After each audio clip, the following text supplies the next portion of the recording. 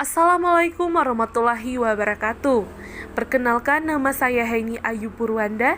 Saya berasal dari Prodi Komunikasi dan Penyiaran Islam, Institut Agama Islam Negeri Bengkulu, semester 7. Baiklah, di sini saya akan mempresentasikan tentang penulisan pesan.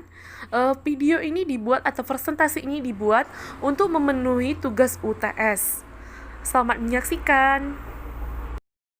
Pada umumnya, proses penyusunan pesan bisnis itu terdiri dari 3, yaitu perencanaan pesan, pengorganisasian pesan, dan yang ketiga, revisi pesan. Penentuan tujuan.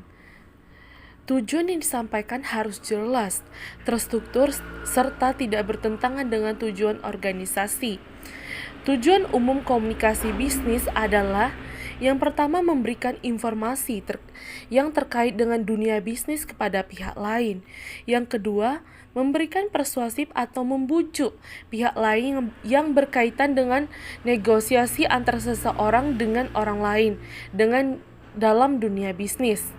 Yang ketiga itu melakukan kerjasama atau kolaborasi antara seseorang dengan orang lain, baik perusahaan domestik maupun perusahaan asing. Yang B ini analisis audiens.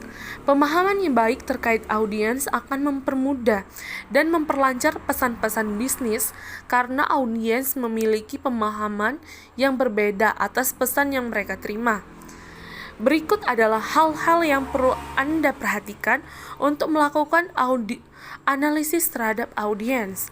Yang pertama itu mengembangkan profil audiens. Yang kedua, mengenali penerima primer. Yang ketiga, menetapkan jumlah dan komposisi audiens. Yang keempat, mengukur tingkat pemahaman audiens. Yang kelima, memperhatikan reaksi penerima.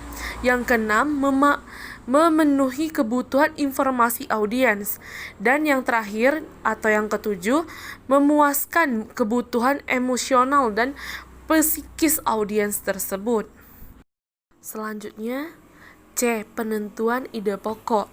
Penentuan ide pokok merupakan kreativitas dan pengalaman pendekatan yang dapat digunakan untuk menentukan ide pokok sebagai berikut. Yang pertama itu brainstorming. Penentuan ide pokok dengan cara membiarkan pikiran mencari berbagai kemungkinan ide pokok secara bebas sehingga ide yang diperoleh akan lebih bervariasi. Yang kedua itu penunjuk atasan. Penentuan ide pokok di mana pelaksanaan cenderung meminta petunjuk pada atasan. Pelaksanaan organisasi menuntut sistem senioritas. Dan yang ketiga ini kebiasaan. Penentuan ide pokok tertentu berasal dari situasi yang berlangsung sama dalam setiap kejadian dan berkembang dalam sebuah ide pokok. D. Pemilihan saluran dan media. Saluran komunikasi terdiri dari komunikasi lisan dan tulisan. Masing-masing memiliki beberapa jenis. Yang pertama itu saluran komunikasi lisan. Saluran komunikasi lisan merupakan saluran yang paling banyak digunakan dalam bisnis komunikasi, di antaranya melalui wawancara, telepon, berbicara langsung, dan seminar, dan lain-lain. Sedangkan untuk saluran komunikasi tertulis, pesan tertulis dapat berbentuk tulisan tangan ataupun berbentuk media elektronik seperti telegram, email, fax, dan lain sebagainya. Yang kedua, pengorganisasian pesan. Tujuan pesan bisnis adalah pemahaman penerima. Oleh sebab itu, untuk mempercepat dan meningkatkan efisien penyusunan pesan perlu pengorganisasian pesan dengan baik. Mengorganisasikan pesan yang baik dapat dilakukan melalui beberapa langkah berikut. Yang pertama, menentukan ide pokok atau gagasan pokok. Yang kedua, mengelompokkan ide atau gagasan pokok. Yang ketiga, memutuskan pendekatan urutan gagasan. Bisa pendekatan deduktif, bisa juga menggunakan pendekatan induktif.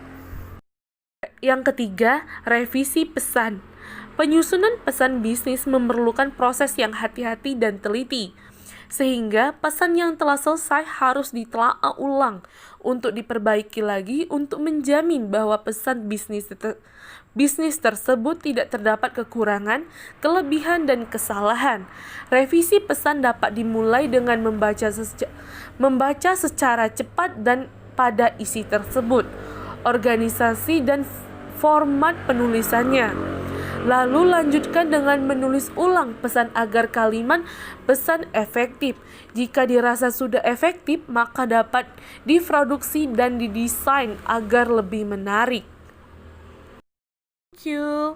Mungkin itu saja yang dapat saya sampaikan. Kalau ada salah kata saya mohon maaf. Saya Heni Ayu Purwanda pamit undur diri.